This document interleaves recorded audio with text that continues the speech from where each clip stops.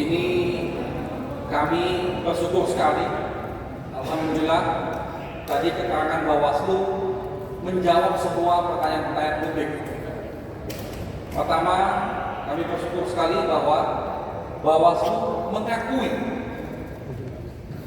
Jadi selama ini kalau ditanya kok tidak ada laporan, Bawaslu mengakui bahwa sudah banyak laporan yang masuk. Puluhan laporan, lebih dari 70 laporan sudah masuk dari kami. Termasuk tentang pencalonan, penetapan pencalonan Cawapres 02 Gibran.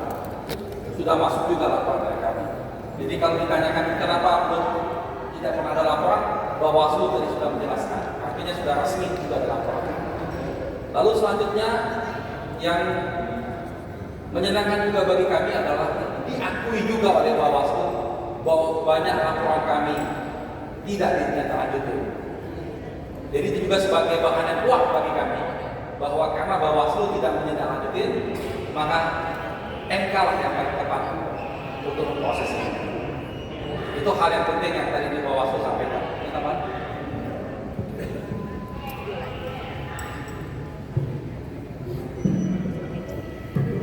Ya, tadi kami menyimak apa yang disampaikan oleh Bawaslu.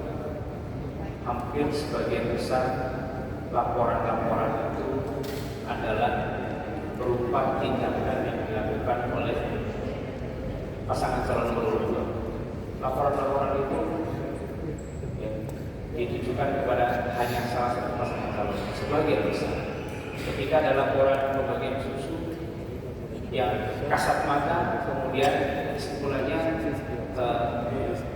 tidak terpenuhi. Ketika ada laporan pengumpulan kepala desa, kesimpulannya tidak memenuhi. Laporan-laporan itu mengkonfirmasi bahwa ada ketidakindependenan dari Badan Pengawas Pemilu. Jadi Bawaslu seolah-olah seperti menjadi benteng untuk melindungi pelanggaran-pelanggaran yang terjadi. Jadi kalau kami bercanda dengan Mas Ari, tidak hukum tanpa pengecualian. Rupanya hukum itu pengecualian untuk pelaku-pelaku pelanggaran. Sehingga tidak salah kami datang ke Mahkamah Konstitusi untuk mendapatkan keadilan dan kepastian. Kecurangan itu terekam, ya, terekam secara jejak elektroniknya juga ada, tapi di tangan Bawaslu itu bukan suatu pelanggaran. Dari sisi humanistik, hukum menjadi alat pembenaran. Oleh karena itu pun kalau soal bansos yang disalahgunakan seperti itu dilaporkan ke Bawaslu pun hasilnya sekali diterima. Makanya kami berharap di persidangan sengketa hasil ini dengan argumentasi pelanggaran-pelanggaran yang jelas, bukti yang jelas, Mahkamah menilai dan menimbang dan di akhirnya nanti mendapatkan putusan yang seadil adilnya. Kalau ada pertanyaan, saya Pak. Pak, kan sebelumnya kan sudah paslon THN sudah. Ya, saya akan Pak dari Tempo mau bertanya sedikit. Sebelumnya THN mengungkapkan bahwa ingin mengajak Bu Sri Mulyani dan Bu Risma sebagai saksi. Nah, sekarang kan bertambah jadi 4, ada Menteri Perdagangan dan Menko Perekonomian. Mungkin bisa dielaborasi apa alasannya mengapa kok bertambah jadi 4 kasih? Ya, terima kasih. Jadi kami secara resmi sudah memasukkan surat untuk minta Mahkamah Konstitusi mendengarkan keterangan, memanggil lalu mendengar keterangan dari 4 menteri ini. Kenapa pentingnya 4 menteri ini? Karena 4 menteri ini mengetahui langsung tentang hal-hal yang terkait dengan apa yang kami uraikan di permohonan kami. Misalnya pertama, Menteri Keuangan. Di situ kami ingin menanyakan dan mungkin nanti melalui Mahkamah Konstitusi tentang anggaran bansos ini. Bagaimana bansos ini bisa melonjak di 2024, itu anggarannya dari mana? Apakah memang sudah disiapkan? Apa sudah diplanningkan? Karena tidak ada kejadian yang penting di 2024 ini. Kalau dulu di 2020 ada COVID, 2024 ini tidak ada apa-apa. tapi naiknya luar biasa tingginya. Itu yang kita mau tanyakan. Kaitan dengan Menteri Sosial, kaitan dengan penyalurannya, perencanaan bansosnya. Apakah bansos itu sudah tepat guna? Kita semua setuju bahwa bansos itu penting, tapi kita tidak setuju kalau bansos itu dipolitisasi, sehingga orang yang menerima tidak berhak menerimanya hanya karena untuk ingin menaikkan suara paslon tertentu. Lalu yang ketiga, Menteri Perdagangan. Kita tahu bagaimana banyak sekali laporan kami tentang Menteri Perdagangan yang menggunakan fasilitas negara, terang-terangan mengatakan bahwa ini bantuan dari Jokowi. Terima kasih kepada Jokowi, kita harus dukung 02 segala macam. Itu sudah kami laporkan juga ke Bawaslu. Lalu terakhir tentang Menteri Airlangga. Ini juga hal yang sama seperti dengan yang dilakukan oleh Menteri Perdagangan Zulkifli Hasan. Itulah yang kami minta melalui Mahkamah Konstitusi, semoga dapat dikabulkan. Dan juga pihak 03 mendukung argumen kami. Karena kenapa ini penting? Karena inilah nanti mengungkap semua tabir-tabir. Kalau tadi ditanyakan kenapa tidak kita menghadirkan, nah, kita tidak punya kemampuan menghadirkan mereka.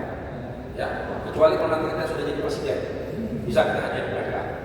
Ya, gitu tadi Pak. Ya, apa? Ya, penegasan aja soal pekan-pekan yang menanyakan saksi dan ahli. Nah, dari kubu 01 ini sudah bisa dibocorkan itu dari elemen apa saja, misalnya baik itu saksi ataupun juga ahli, apakah ada tokoh atau nama penting yang akan hadir.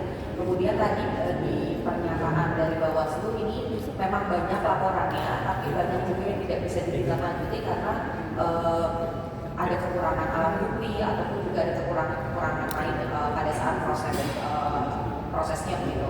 Nah, apakah 01 ini menjamin bahwa yang kemudian sudah dilaporkan tidak bisa ditindaklanjuti di Bawaslu itu bukti-buktinya bisa dihadirkan di ruang sidang di MK ini? Terima kasih. Ya, yang terakhir dulu. Kalau bukti-bukti laporan ada, jadi bukti-bukti laporan kami ke Bawaslu ada dan sudah masuk di dalam bukti surat, itu terkonfirmasi dan sudah disahkan pada sidang pertama. Jadi kami tidak omong kosong, tidak timbang angin.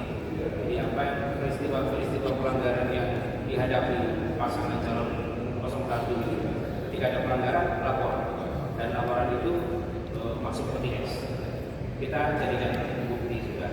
Kemudian untuk pembuktian kami sudah siapkan saksi fakta ya, untuk memurikan menjelaskan fakta-fakta tentang adanya pelanggaran dan kecurangan.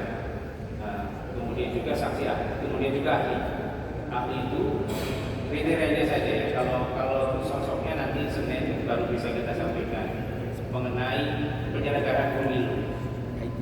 Kemudian hukum administrasi, kemudian IT, kemudian mengenai politik anggaran, pidana pemilu.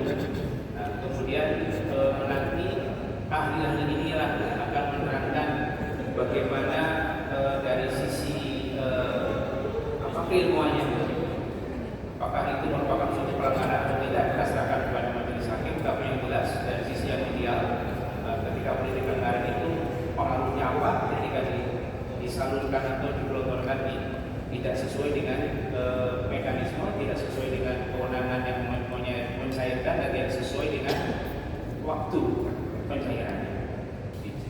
Mengenai jumlah, sabar nanti Senin dan kita berikan sidang. Silakan yang lain, Pak. Dan ya, saya Singgi dari Kompas untuk salah satu yang jadi sorotan kan netralitas ASN. Apa ada kemungkinan dari tim ini mengusulkan agar kementerian terkait itu dipanggil juga kayak misalnya di RB dan Kementerian Dalam Negeri, PJ Gubernur juga disesuaikan netralitasnya. Kemudian juga soal netralitas aparat kepolisian, apakah Kapolri yang diminta dipanggil? Ya, terima kasih. Jadi yang kami ajukan tadi 4 nama tadi, yang lain belum kami ajukan. Tetapi jika majelis mahkamah berpendapat ada yang lain yang perlu dihadirkan, kami akan hadir. Karena dalam argumen-argumen kami lebih banyak kepada 4 menit tadi. Itu satu lagi. Satu lagi. Saya tidak kemarin ini mengonfirmasi aja dari soal tuntutan Bapak yang minta di pemeriksaan saksinya digabungkan sama pemohon 2 tadi. Itu alasannya apa ya? Apakah memang ada saksi yang sama mungkin karena kan beberapa di petutupnya atau di uraian permohonannya itu kan ada beberapa kasus-kasus yang sama. Apakah mungkin ada yang saksi yang sama atau tidak? Ya, sebenarnya tujuan pemohon perkara 01 dan 02 itu efisiensi. Jadi karena objeknya sama, ya, perkaranya sama, jenis perkaranya sama. Jadi petitumnya pun sama minta diskualifikasi. Jadi untuk mengkolaborasi ahli-ahli dan juga itu menjadi selaras, tidak terpisah. Satu tujuannya itu efisiensi sebenarnya, membantu majelis hakim. Kalau saksi fakta bisa jadi ada berbeda, tapi intinya itu tadi keinginan kami sama-sama dengan pemohon 02. Tapi keputusan ada di majelis. Ternyata tetap dipisah karena pertimbangan administrasi perkara yang kami menyebutkan. Jadi kami diberikan kesempatan dulu. Besok hari Senin, ahli dari saksi dan ahli dari pemohon 01 perkara 01. Nah nanti ketika setelah selesai semua Selasa ahlinya termohon perkara 01, Rabu ahlinya pihak terkait perkara 01, kemudian baru yang berikutnya saksi dan ahlinya pemohon perkara 02. Begitu mas. Jadi saksinya nggak ada yang sama? Saksinya tidak ada yang sama. Ya karena kalau saksi fakta tentu beda karena kelompok selitinya berbeda-beda. Itu pemohon 1 dan pemohon 2 ya, bukan 01 03 karena mereka 03. Oke, terima kasih kawan-kawan. Selamat malam.